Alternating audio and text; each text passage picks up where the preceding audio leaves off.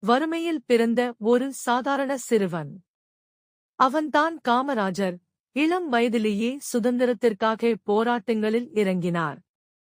மக்களை ஒன்றிணைத்து நாட்டுப்பற்று விதைத்தார். பிரிட்டிஷாரால் கைது செய்யப்பட்டாலும் சிறை வாழ்க்கையையும் தைரியமாக எதிர்கொண்டார். சுதந்திரத்திற்குப் பிறகு அரசியலில் மெதுவாக உயர்ந்து மக்கள் நம்பிக்கையை பெற்றார். அவரது நேர்மை மற்றும் எளிமை அவரை தமிழ்நாட்டின் முதல்வராக உயர்த்தியது. முதல்வராக இருந்த காலத்தில் ஆயிரக்கணக்கான பள்ளிகளை திறந்து வைத்து கல்வியை எல்லோருக்கும் கொண்டு சென்றார்.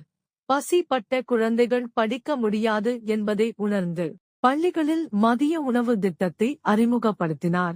குழந்தைகளுடன் தரையில் உட்கார்ந்து அவர்களுடன் சேர்ந்து உணவு உண்டார்.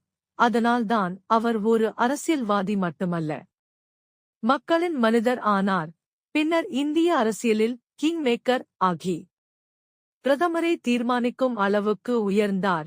ஆனால் வாழ்க்கை முழுவதும் அதே எளிமையுடன் வாழ்ந்தார். அதனால்தான் காமராஜர் இன்றும் மக்களின் இதயத்தில் வாழ்கிறார்.